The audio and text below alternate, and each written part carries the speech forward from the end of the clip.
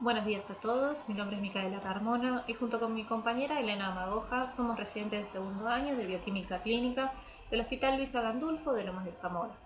Y en esta ocasión les vamos a presentar un arterio al que hemos denominado procalcitonina y sepsis. Según datos de la Organización Mundial de la Salud, cada año aproximadamente 30 millones de personas en el mundo sufren un episodio de sepsis.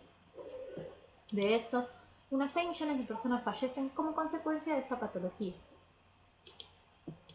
En los Países Bajos y de medianos ingresos, la carga de la sepsis es más elevada y representa una de las causas principales de muerte materna y neonatal.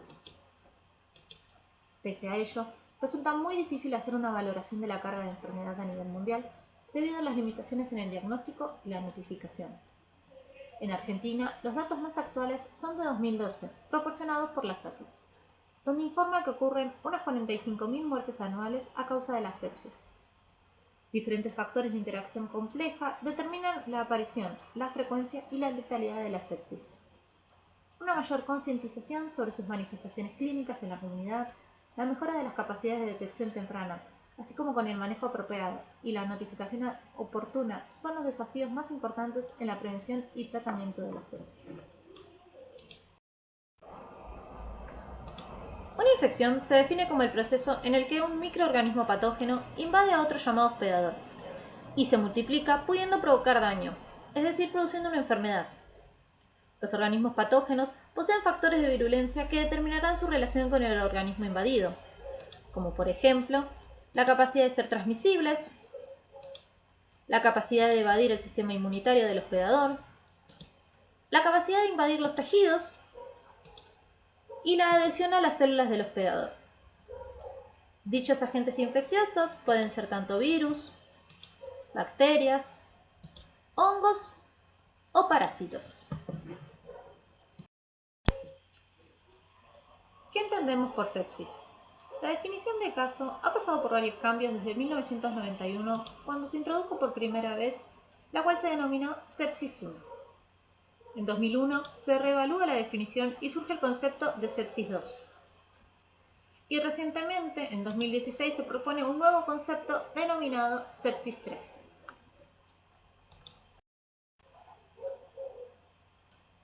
En 1991, en una nueva conferencia de consenso del Colegio Americano de Neumonólogos y la Sociedad Médica de Cuidados Críticos, se introdujo el término de síndrome de respuesta inflamatoria sistémica o SIRS, definido como las manifestaciones clínicas de la respuesta inflamatoria ocasionadas por causas infecciosas y no infecciosas. Por ejemplo, quemaduras, injuria por isquemia, trauma múltiple, pancreatitis, cirugía mayor, entre otras. Para ser definido como tal, debía cumplir al menos 2 de las siguientes condiciones.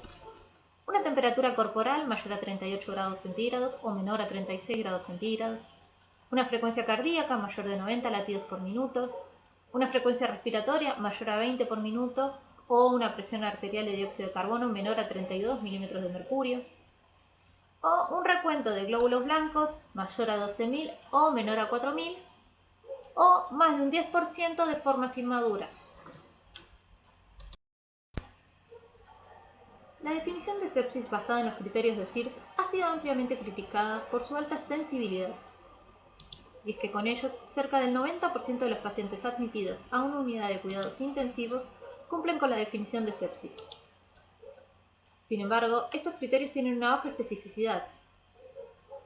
Esta baja especificidad se atribuye a que esta definición incluye una respuesta inflamatoria sistémica que se presenta en diversas patologías infecciosas y no infecciosas, como por ejemplo quemaduras, trauma o pancreatitis. Por otro lado, si bien es cierto que por definición la sepsis es una respuesta inflamatoria con infección, la sola presencia de infección no implica la presencia de sepsis. En el año 2001, en una conferencia de consenso internacional de grupos de expertos de la Sociedad Médica de Cuidados Críticos, la Sociedad Europea de Medicina de los Cuidados Intensivos, el Colegio Americano de Neumonólogos, la Sociedad Americana Torácica y la Sociedad de Infecciones Quirúrgicas, se introduce el concepto de sepsis 2, donde se recomienda mantener las definiciones de 1991, pero sugiere una expansión en la lista de criterios diagnósticos, aumentando parámetros generales como la hiperglucemia, parámetros hemodinámicos como la hipotensión, parámetros inflamatorios como el incremento de PCR o procalcitonina en suero o plasma, y parámetros de perfusión tisular como el incremento de la creatinina. En el año 2016, el grupo de trabajo de las definiciones de sepsis ha publicado el consenso Sepsis 3 con las definiciones actualizadas. Esta nueva definición implica una respuesta no homeostática del huésped a la infección e incluye el concepto de disfunción orgánica, lo cual implica severidad, necesidad de diagnóstico y manejo precoz. Desaparece el criterio SIRS debido a la baja sensibilidad y especificidad para sepsis y se incluye el concepto de shock séptico, el cual es una subcategoría de la sepsis en la que las alteraciones circulatorias y del metabolismo celular son lo suficientemente profundas como para aumentar considerablemente la mortalidad. En esta nueva definición toma un rol fundamental la escala SOFA, ya que permite identificar la disfunción o fracaso de los órganos en un paciente séptico. SOFA son las siglas en inglés de Evaluación Secuencial de Insuficiencia Orgánica. Esta puntuación incluye una serie de criterios clínicos, de laboratorio y de manejo del paciente que permitirá identificar la disfunción o fracaso de los órganos. El SOFA es un sistema de medición diaria de 6 disfunciones orgánicas. Cada órgano se clasifica de 0 a 4, proporcionando una puntuación de 0 a 24 puntos. Se asume que la puntuación SOFA basal es 0 en pacientes sin disfunción orgánica preexistente.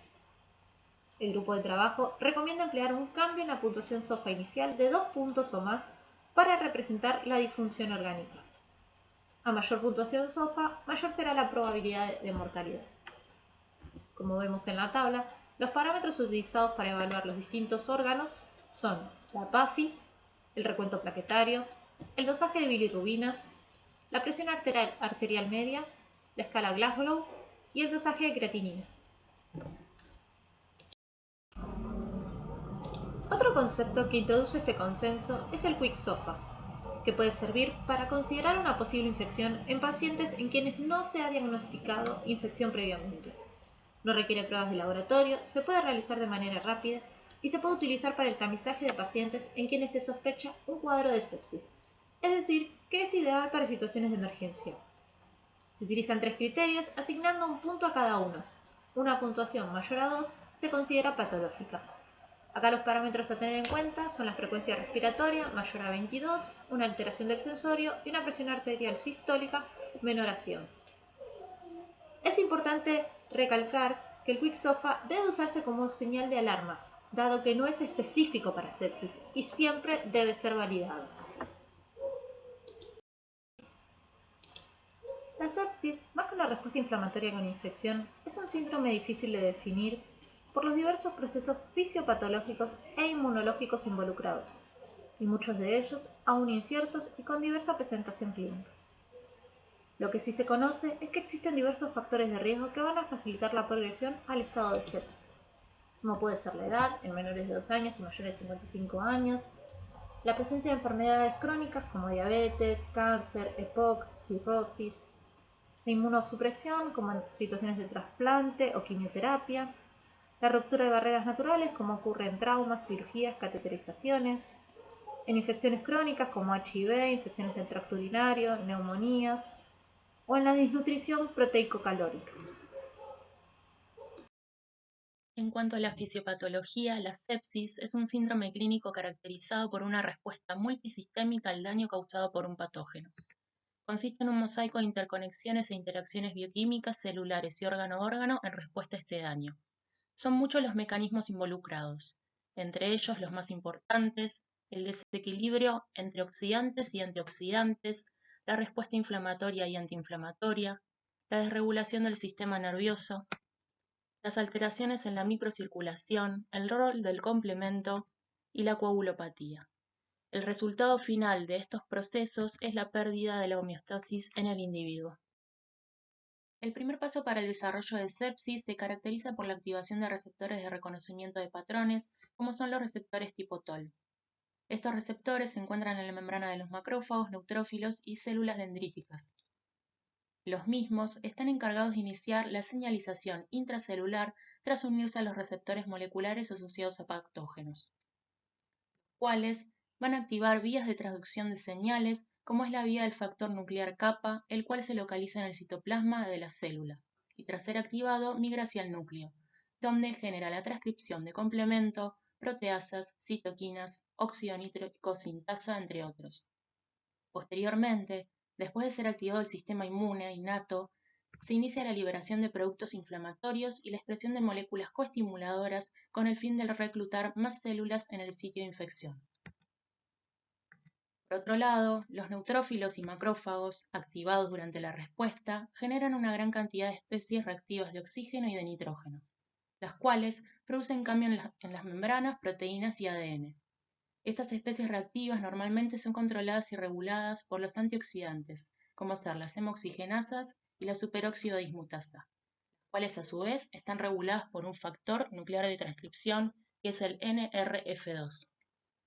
En la sepsis, el aumento excesivo de estas especies reactivas impide la traslocación de este factor de la transcripción al núcleo, lo cual produce una disminución en la cantidad de antioxidantes y por lo tanto un desbalance en el sistema redox. Tanto el sistema nervioso simpático como el parasimpático participan activamente en la fisiopatología de la sepsis. Inicialmente, el sistema nervioso simpático puede desencadenar dos situaciones, que inician en un punto común que es la activación de neuronas preganglionares o postganglionares por parte de un estímulo inflamatorio. Este último es responsable de la liberación de acetilcolina, la cual actúa sobre un segundo grupo de neuronas paravertebrales o postganglionares que viajan hasta la glándula adrenal y provocan la liberación de adrenalina y noradrenalina. Estos dos neurotransmisores serán los encargados de activar la respuesta antiinflamatoria o inflamatoria tras unirse a receptores, por un lado, beta-adrenérgicos, donde la respuesta va a ser antiinflamatoria, o alfa-adrenérgicos, donde la respuesta será más bien inflamatoria.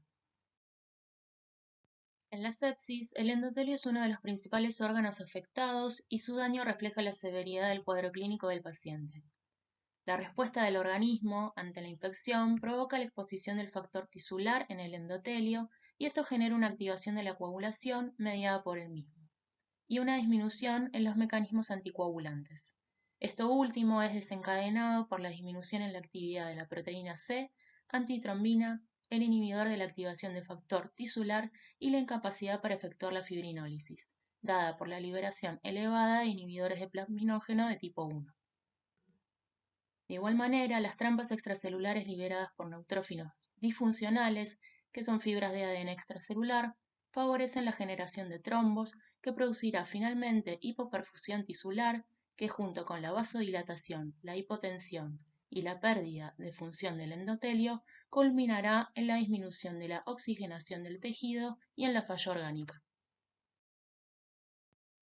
En cuanto a la alteración de la microcirculación, es importante destacar el aumento en la deformabilidad de los glóbulos rojos, la alteración del glucocálix dada por la degradación del mismo por leucocitos activados, la formación de microtrombos, la disfunción endotelial dada por el desbalance e hiporreactividad de las sustancias vasodilatadoras y vasoconstrictoras, y el aumento en la adhesión de células rojas y células blancas al endotelio.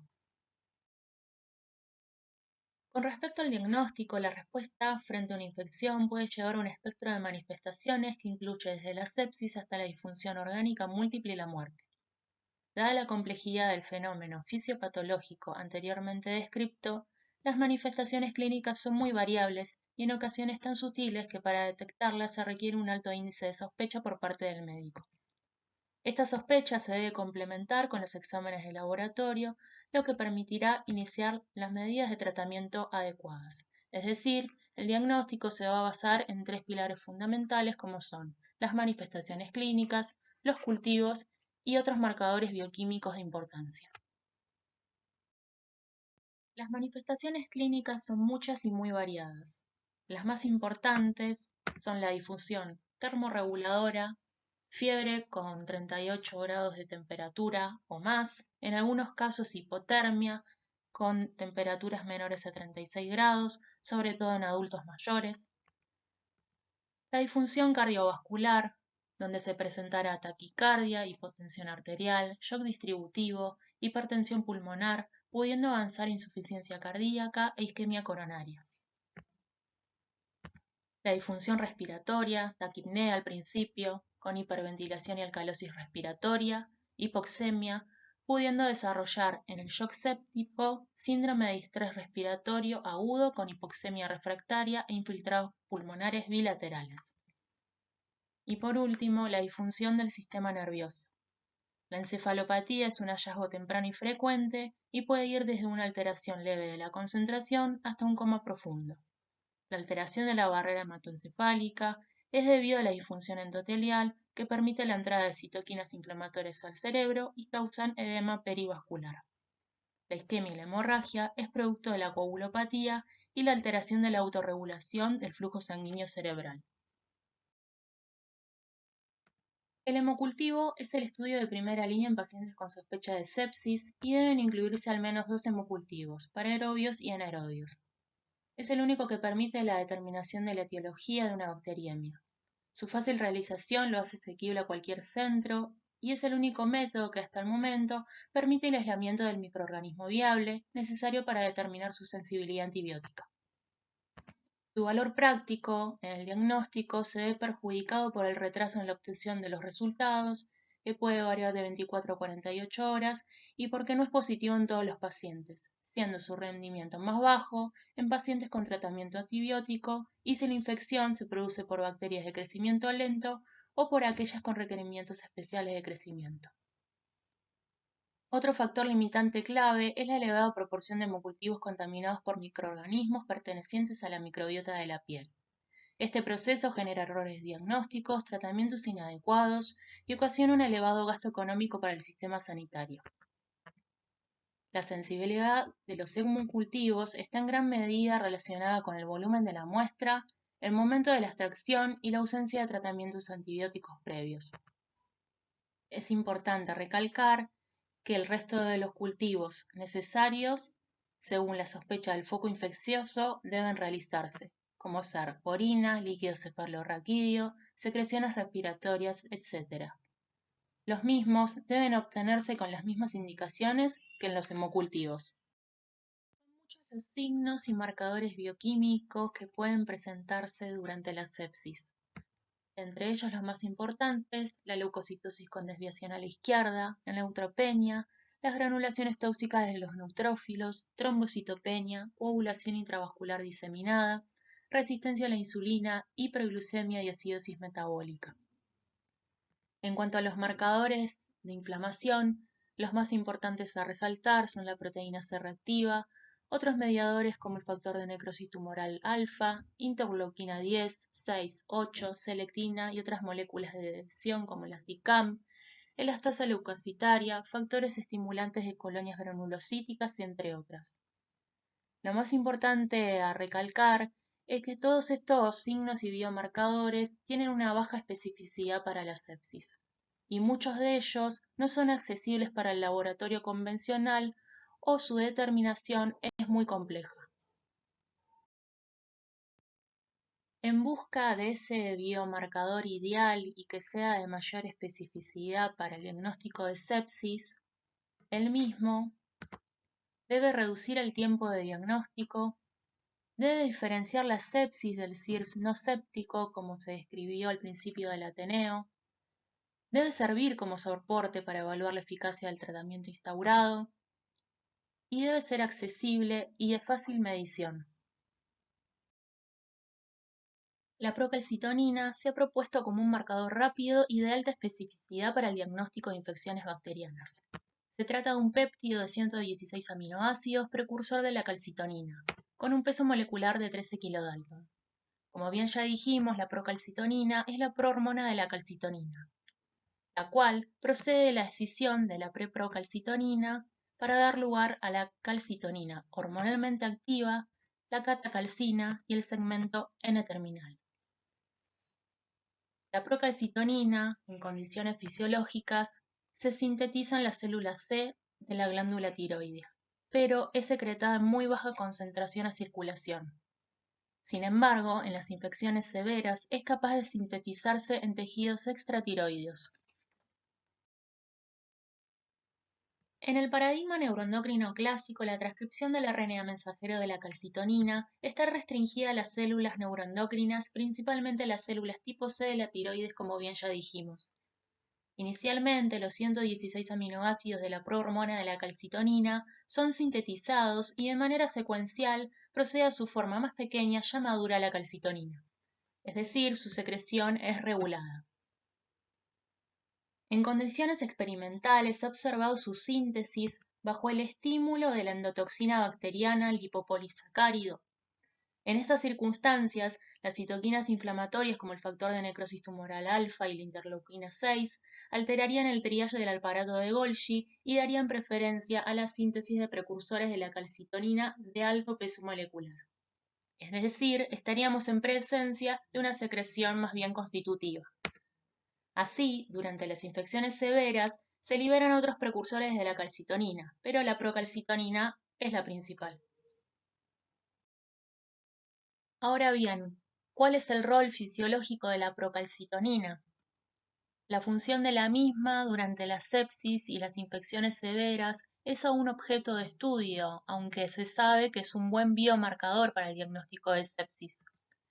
Se ha planteado la hipótesis de un posible papel en el metabolismo del fósforo y del calcio como la hormona a la que da lugar cuando se sintetiza en condiciones normales, es decir, la calcitonina. Es probable su intervención como mecanismo regulador en la síntesis de óxido nítrico responsable de la hipotensión durante la sepsis. ¿Cuáles son las ventajas de la procalcitonina? Posee una especificidad mayor que otros biomarcadores proinflamatorios. Los niveles séricos se corresponden con la gravedad de la afección y con la respuesta al tratamiento, lo que le otorga gran valor diagnóstico y pronóstico en la sepsis. Permite la evaluación de la respuesta inflamatoria sistémica y no aumenta significativamente en infecciones localizadas. Sin embargo, aunque la procalcitonina es considerada un marcador específico de infecciones bacterianas, se han observado hiperprocalcitonemia en algunos procesos no infecciosos, como ser neoplasias en el adulto, procesos inflamatorios relacionados con trauma, cirugía e infarto de miocardio, padecimientos con compromiso vascular. Se ha observado que en los recién nacidos pretérmino y con bajo peso, los niveles de procalcitonina se encuentran aumentados durante las primeras semanas de vida, y hay una cosa a tener en cuenta es que en los adultos mayores los niveles basales de procalcitonina son mayores.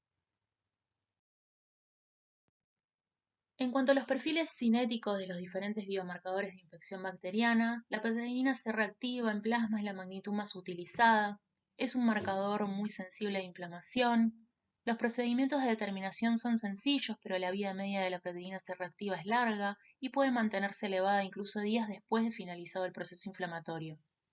En cambio, las interleuquinas 10, 6 y el factor de necrosis tumoral alfa son marcadores más específicos de respuesta inflamatoria sistémica, pero también pueden aumentar en respuesta a estímulos inespecíficos, como ser las lisis tumorales espontáneas. Su vida media en plasma es muy corta, con picos máximos entre los 90 y 180 minutos después de la acción del estímulo. Son proteínas poco estables in vivo, por lo que los procedimientos de laboratorio para su determinación son más complejos y no se realizan en los laboratorios convencionales. En cambio, la detección de la procalcitonina resulta más sencilla y accesible que la de estas últimas. Permite confirmar el diagnóstico de sepsis antes de tener el resultado del hemocultivo. Es una molécula estable y cuya vida media es menor que la de la PCR, y su comportamiento cinético va a variar dependiendo de la presencia, la persistencia o no del estímulo.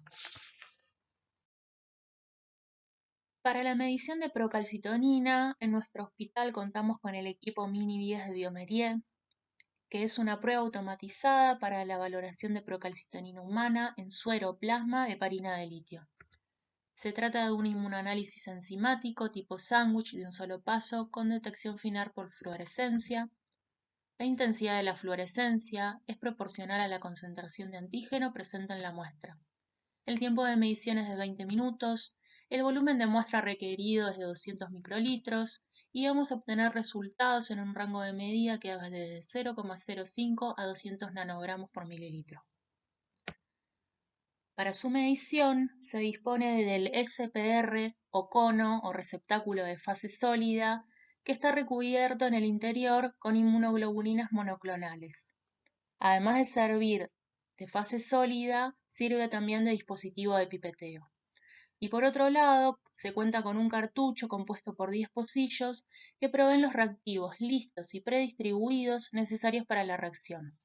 El último pocillo es una cubeta donde se realiza la lectura fluorométrica. ¿En qué consiste este inmunoanálisis enzimático con detección final por fluorescencia o ELFA? Las muestras se transfieren a los pocillos que contienen anticuerpos antiprocalcitonina marcados con fosfatasa alcalina. Se procesa la mezcla de la muestra con jugado por una sucesión de ciclos de aspiración y expulsión en el SPR varias veces. Esta operación permite que se fije el antígeno a la inmunoglobulina adherida en la pared del interior del SPR y el conjugado hasta formar un sándwich. Los elementos que queden libres se eliminarán mediante lavados. Después se realizan 2 etapas de detección sucesivamente. Durante cada etapa, el sustrato 4-metil-1-beliferil fosfato es aspirado y expulsado del SPR. La enzima del conjugado cataliza la hidrólisis del sustrato en un producto fluorescente, 4-metil-1-beliferona.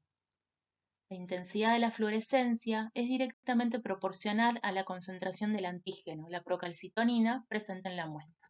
Esta medición se realiza a 450 nanómetros. Al final de la determinación, el equipo calcula los resultados de forma automática en relación con 2 curvas de calibración almacenadas en la memoria correspondiente a las 2 etapas de detección. La utilidad de la medición de procalcitonina radica en que los niveles altos tienen un alto valor predictivo positivo en el diagnóstico de sepsis, mientras que los niveles bajos o normales tienen un alto valor predictivo negativo para descartar la inflamación sistémica.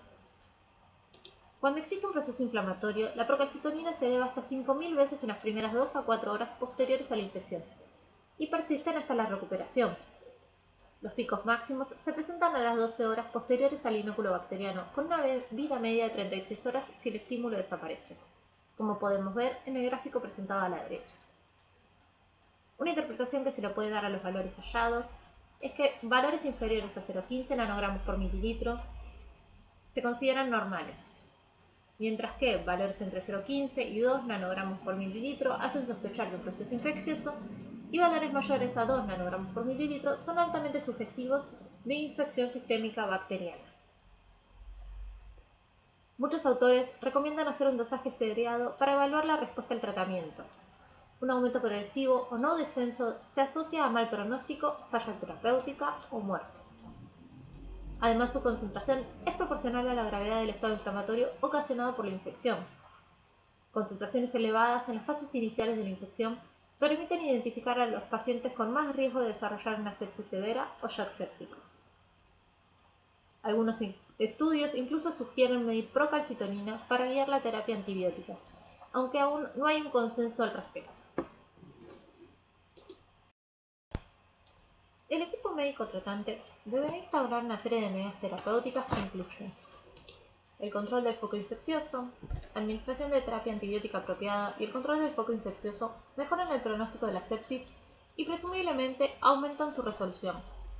Por lo tanto, una vez se sospecha la presencia de sepsis, se debe iniciar, tan pronto como sea posible, un régimen de antibióticos de amplio espectro, teniendo en cuenta el probable foco de infección, los factores de riesgo del paciente y el comportamiento de la microbiología a nivel local.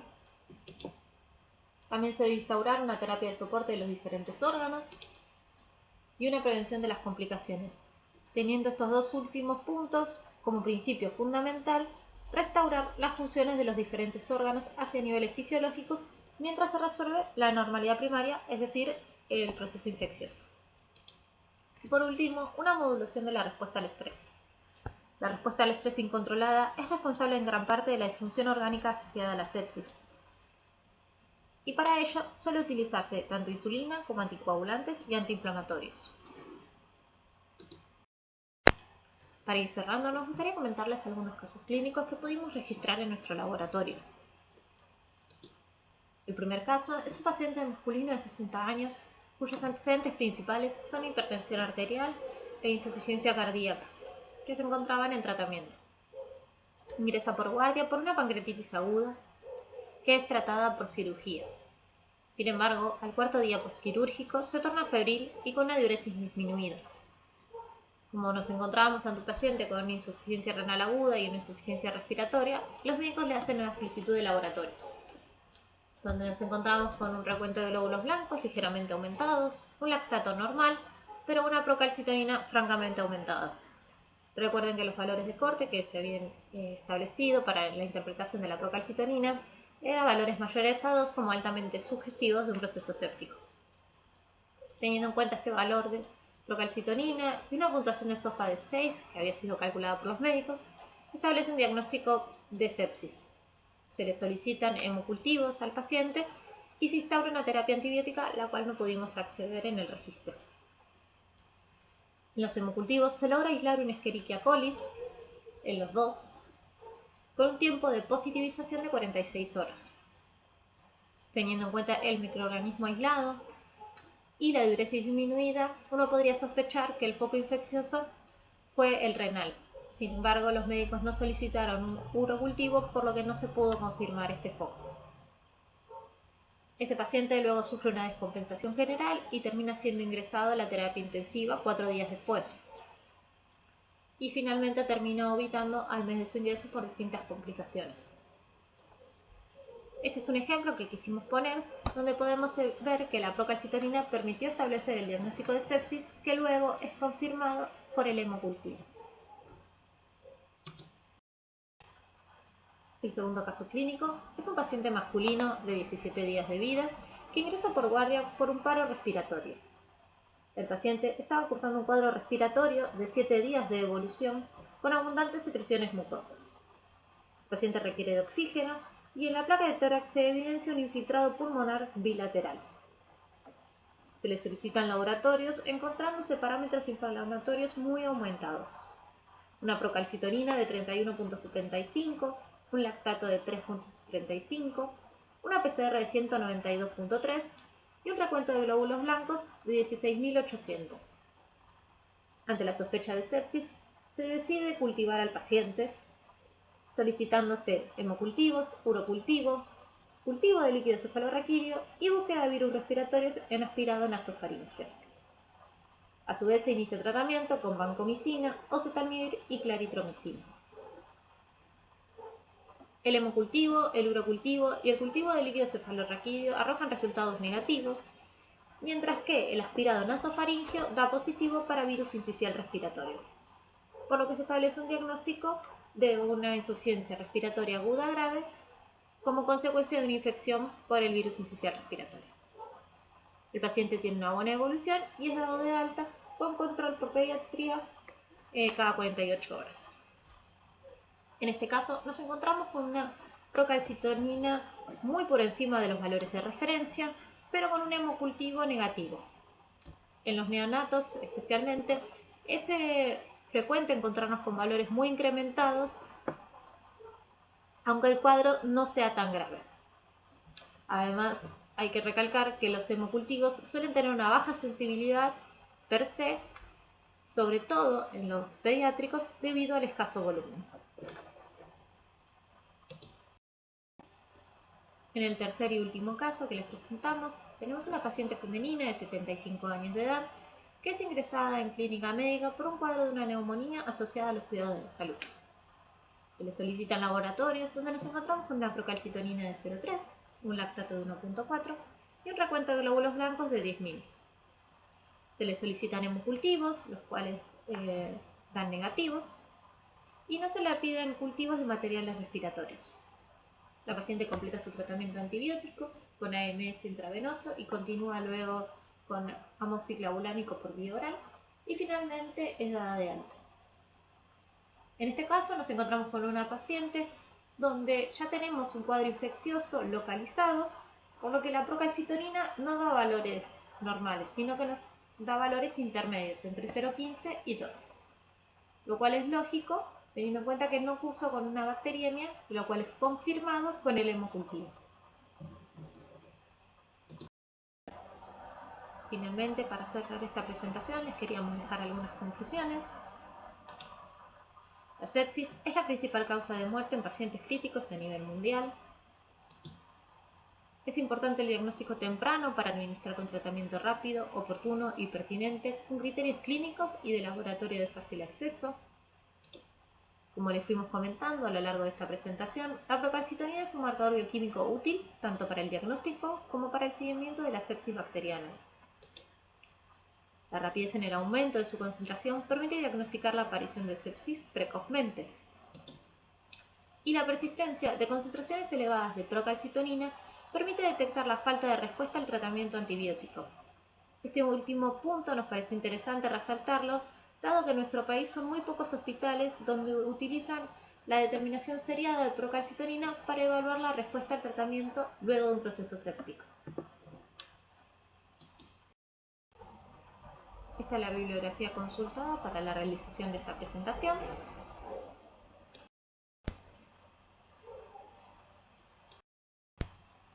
Queríamos agradecer a todos nuestros compañeros del laboratorio del Hospital Gandulfo, a nuestros compañeros de residencia y principalmente a nuestra instructora Cintia.